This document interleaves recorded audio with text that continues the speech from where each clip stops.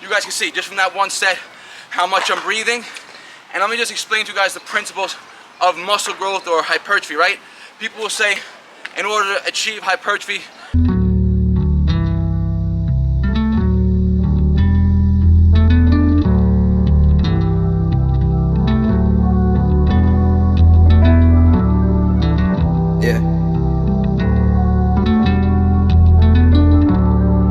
I know you see it when it's too hard to believe in, cause you're witnessing the closest people leaving.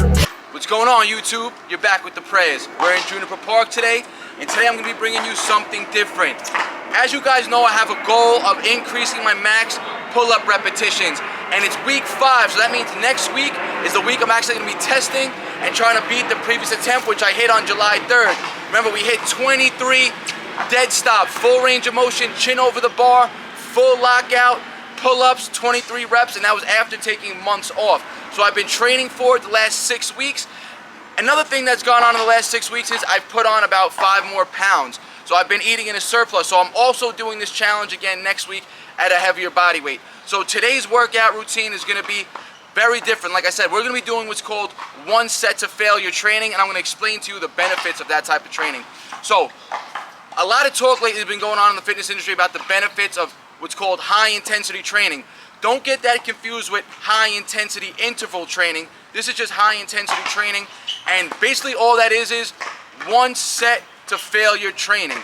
This was popularized back in the day by bodybuilders Dorian Yates, Mike Menser, who are some of like the legendary bodybuilders of their time, 60s, 70s, up until the 90s, right? They prioritized just training one set with maximum effort. And the reason behind that is if you're training so hard in a set, your body cannot do other sets of that exercise, right? It's gonna stimulate so much muscle fiber breakdown that if you do more than one set, you're gonna be overtraining and stimulating a negative effect, right? So one set to failure, the whole theory behind it is you're taking the muscle fibers, the deep type 2, fast twitch muscle fibers into failure, extreme failure. So remember, you have slow twitch and fast twitch. Slow twitch fibers are gonna be more endurance based. Those are the fibers that are gonna be able to take on prolonged exercise.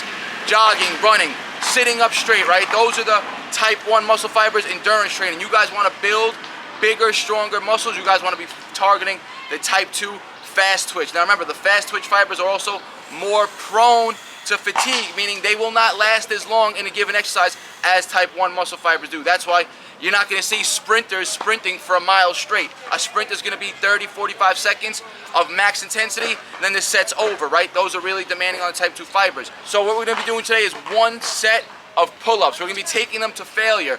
We're gonna be implementing drop sets and force repetitions to stimulate maximum muscle fiber recruitment, and we're gonna put our body through one extreme high intensity set. Remember, there's an inverse relationship between intensity and volume.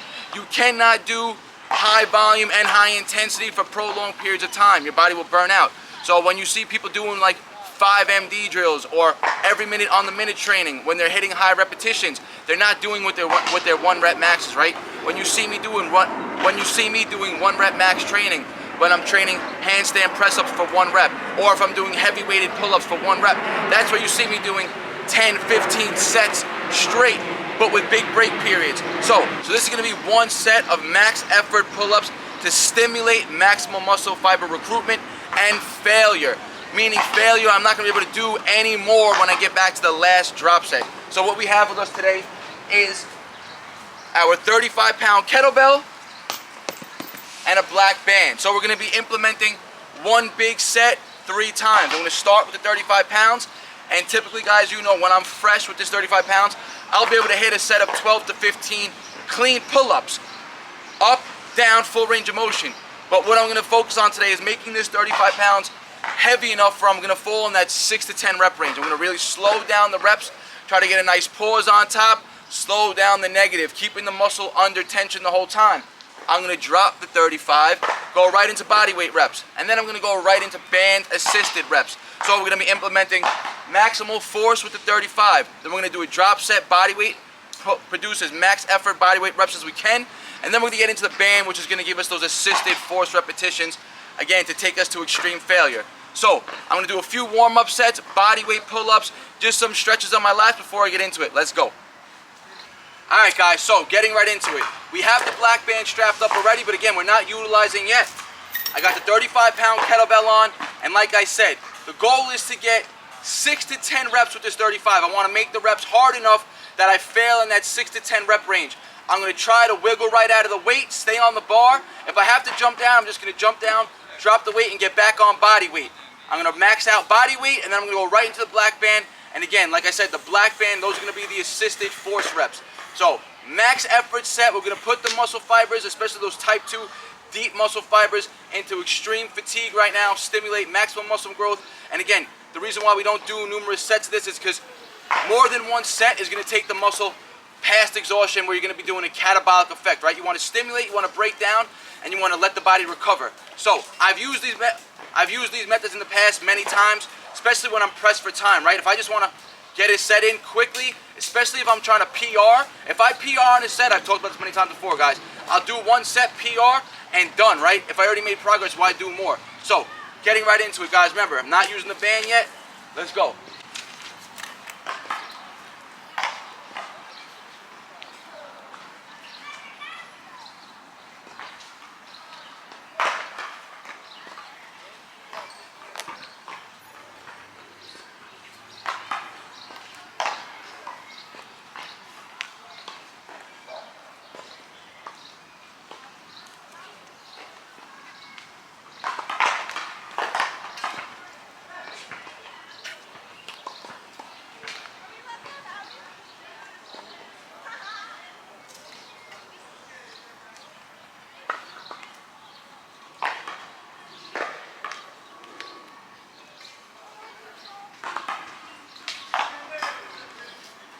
All right, so 6 with the 35,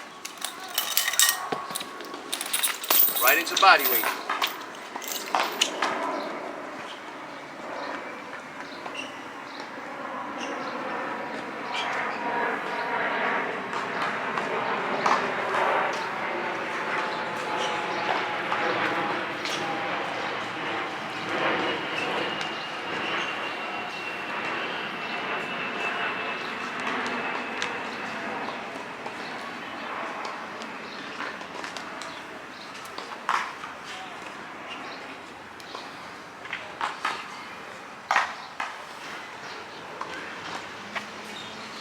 And that's failure on body weight. And now we go into the force reps.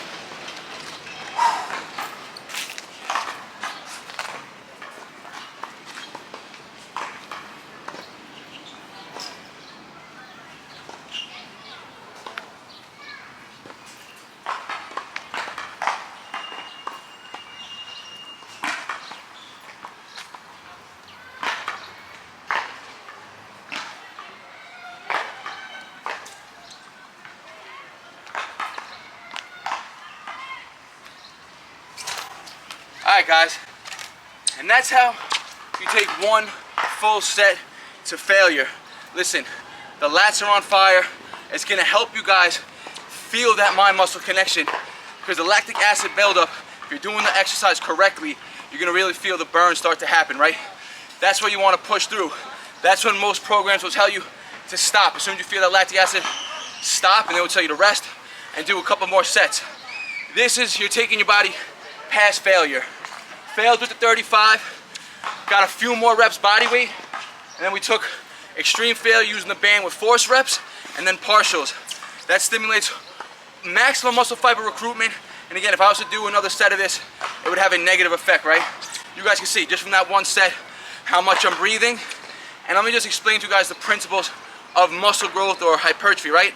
People will say, in order to achieve hypertrophy, what you should be focusing on reps in that 12 to 15 rep range, right? Working about 70 to 85% of your max one rep max, right? That means 70 to 85% of your 100% max to stimulate muscle growth, right? In that 6 to 15 rep range.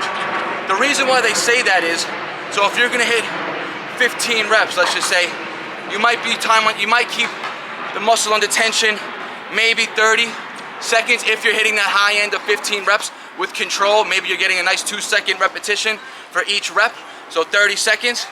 This one set, I'm stimulating tension for over a minute just about, right?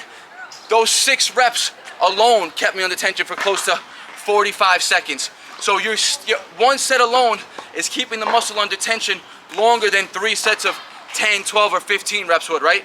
Because again, the whole theory behind hypertrophy is that time under tension. So if you could produce that time under tension in 1 max effort set, you're doing the equivalent of 3 sets of 12 to 15 reps in just that 1 set, right? What do you think is going to stimulate more muscle breakdown and more adaptations? So try these routines out, especially if you're pressed for time. I guarantee you, you're going to have a really good result, especially if you're not used to doing this type of training, right? And remember, if you do this, you don't want to hit the same muscle again for at least 72 hours. 2 to 3 days break in between, because your muscles should be fried and should be fatigued enough that you're going to need the break. So 1 max effort set for pulls today. Hope you guys enjoyed this routine. I'm actually going to do another one after this. I'm going to demonstrate how to do this straight body weight with push-ups, which I've talked about in the past, but I will do a demonstration set also, but that'll be in another video. So try these routines out. 1 set to failure training. If you have a question, leave it in the comment section. I will get back to you and explain a little better if you need help. Don't forget, like the video, helps the algorithm out. Share it with your friends and family.